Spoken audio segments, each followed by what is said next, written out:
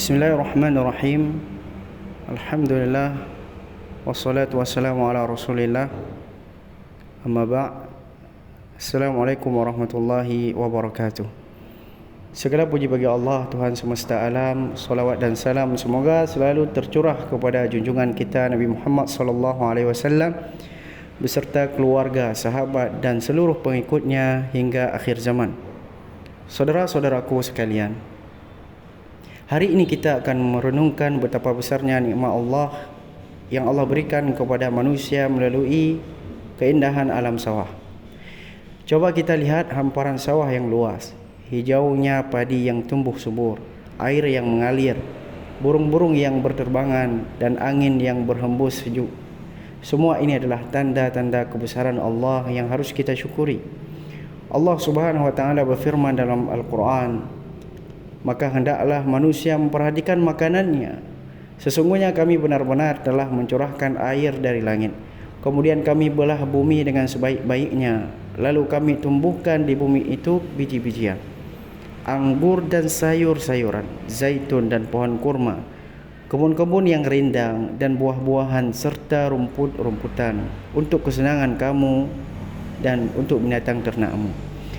Ayat ini mengajarkan bahawa sawah bukan sekedar tempat bercocok tanam, tetapi juga bagian dari ekosistem yang Allah ciptakan dengan sempurna untuk memenuhi kebutuhan manusia dan makhluk lainnya. Saudara-saudaraku, keindahan dan keberkahan alam sawah bukan hanya indah dipandang, tetapi juga penuh dengan keberkahan seperti sumber makanan utama. Padi yang tumbuh di sawah menjadi sumber makanan pokok bagi miliaran manusia di dunia. Betapa besar nikmat ini. Jika Allah tidak menumbuhkan padi, apa yang akan kita makan? Kemudian sumber kehidupan bagi banyak makhluk.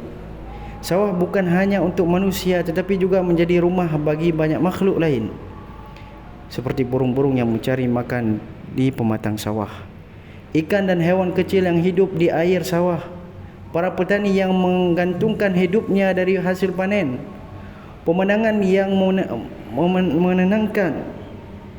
Allah menciptakan sawah dengan warna hijau yang menenangkan hati dan pikiran. Rasulullah sallallahu alaihi wasallam bersabda, sesungguhnya Allah itu indah dan menciptakan keindahan. Hadis riwayat Muslim. Maka ketika kita melihat sawah yang hijau, rasakanlah ketenangan itu sebagai bagian dari nikmat Allah yang luar biasa. Kemudian hikmah yang bisa kita ambil dari sawah. Sawah mengajarkan banyak pelajaran hidup kepada kita. Kesabaran dan usaha. Sebelum bisa panen, petani harus menanam benih, merawatnya, menunggu berbulan-bulan, menghadapi hujan dan terik matahari. Ini mengajarkan kita bahawa dalam hidup tidak ada hasil yang instan. Segala sesuatu butuh proses, kesabaran dan tawakal kepada Allah. Kemudian keseimbangan dalam alam. Sawah tidak bisa hidup tanpa air, matahari dan tanah yang subur. Ini mengajarkan kita bahawa semua ciptaan Allah saling bergantung. Tidak ada yang bisa hidup sendiri. Manusia butuh alam dan alam butuh manusia yang menjaga keseimbangannya. Kemudian rezeki yang sudah Allah atur. Setiap butir nasi yang kita makan berasal dari sawah yang Allah tumbuhkan. Ini mengingatkan kita untuk selalu bersyukur dan tidak pernah merasa khawatir akan rezeki. Allah Subhanahu wa taala berfirman, dan tidak ada suatu makhluk melata pun di bumi melainkan Allah yang memberi rezekinya. Quran surat Hud ayat 6. Maka jangan pernah merasa bahawa rezeki itu semata-mata karena usaha kita. Allah yang menumbuhkan tanaman, menurunkan hujan dan memberikan panen yang melimpah. Kewajiban kita untuk mensyukuri nikmat.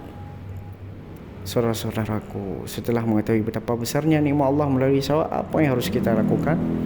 Yang pertama adalah senantiasa bersyukur dengan lisan dan hati.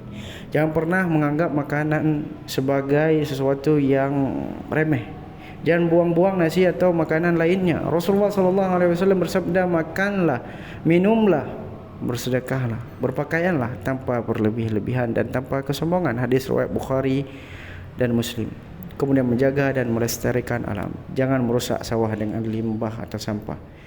Jangan menebang pohon atau membakar lahan sembarangan. Jangan merusak ekosistem yang Allah ciptakan dengan sempurna. kemudian menggunakan nikmat ini untuk kebaikan. Jika kita seorang petani, niatkan bekerja sebagai ibadah.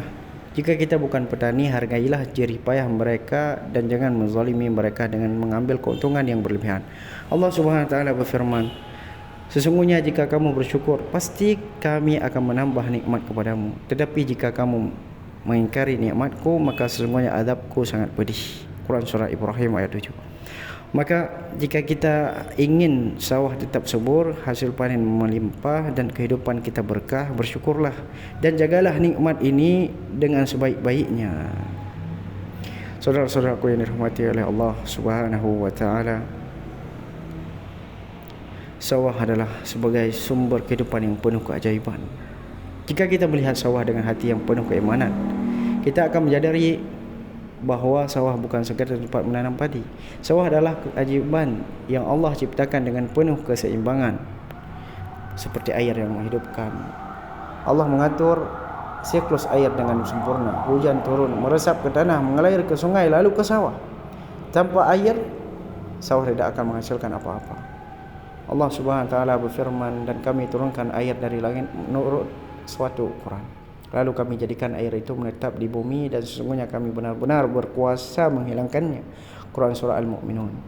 Ayat ini mengingatkan kita bahawa air bukan hanya sekedar cairan, tetapi rahmat Allah yang harus kita jaga.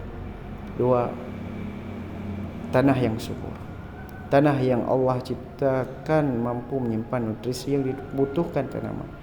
Setiap butir padi yang tumbuh adalah bukti bahawa Allah Maha mengatur. Matahari yang memberikan kehidupan, maka padi tidak bisa tumbuh tanpa sinar matahari. Matahari yang tepat panasnya adalah bagian dari perhitungan Allah yang luar biasa. Jika terlalu panas, tanaman akan mati. Jika kurang cahayanya, padi tidak akan tumbuh dengan cahaya. Maka apakah kita masih meragukan kebesaran Allah? Kemudian sawah dalam perspektif Islam adalah, saudara-saudaraku, Islam sangat menghargai pertanian dan bercocok tanam. Bahkan dalam beberapa hadis Rasulullah SAW mengajarkan kita bahawa menanam tanaman adalah amal jariah.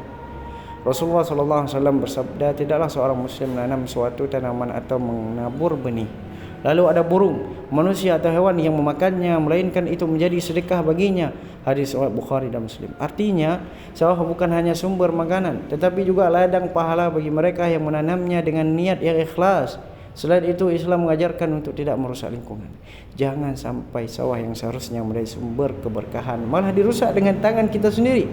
Allah Subhanahu wa taala berfirman, telah tampak kerusakan di darat dan di laut disebabkan karena perbuatan tangan manusia, supaya Allah merasakan kepada mereka sebagian akibat perbuatan mereka, agar mereka kembali ke jalan yang benar. Quran surah Ar-Rum ayat 41. Jadi mari kita jadikan sawah sebagai sarana ibadah, bukan sekedar ladang penghasilan saja. Saudara-saudaraku, ada sebuah kisah seorang petani yang bersyukur. Kisah inspiratif tentang seorang petani yang selalu bersyukur. Seorang petani tua di desa selalu berkata, hasil panen bukanlah kerja keras saya, tetapi karena rahmat Allah. Suatu hari sawahnya terkena hama. Orang-orang berkata, kasihan sekali, panennya pasti gagal. Tapi petani itu menjawab, Allah tahu yang terbaik. Mungkin ini caranya mengajarkan saya sesuatu. Tahun berikutnya sawahnya kembali subur, bahkan hasilnya lebih banyak dari sebelumnya. Petani itu berkata, inilah bukti bahawa Allah tidak pernah tidur. Allah Maha melihat, Allah Maha mendengar. Maka inilah bukti bahawa bersyukur kepada Allah tidak akan membuat kita rugi. Kisah ini mengajarkan bahawa dalam kehidupan Allah selalu memberikan yang terbaik, bahkan dalam cobaan sekalipun. Jika panen berhasil, kita harus bersyukur. Jika gagal, kita harus bersabar dan tetap yakin bahawa Allah sudah menyiapkan rezeki lain untuk kita. Kemudian, saudara-saudaraku, renungkan. Mari kita renungkan, jika sawah begitu indah dan penuh keberkahan, mengapa masih ada yang tidak mensyukurinya? Jika air, tanah dan matahari bekerja sama untuk menumbuhkan padi, mengapa kita sebagai manusia sering tidak bersatu dan malah saling merusak? Jika Allah menciptakan semua ini untuk memudahkan kehidupan kita, mengapa kita masih sering lalai dari mengingatnya? Allah Subhanahu wa taala berfirman, dan ingatlah ketika Tuhan memaklumkan Sesungguhnya jika kamu bersyukur, pasti kami akan menambah nikmat kepadamu. Tetapi jika kamu mengingkari nikmatku, maka sungguh azabku sangat pedih. Quran Surat Ibrahim ayat 7.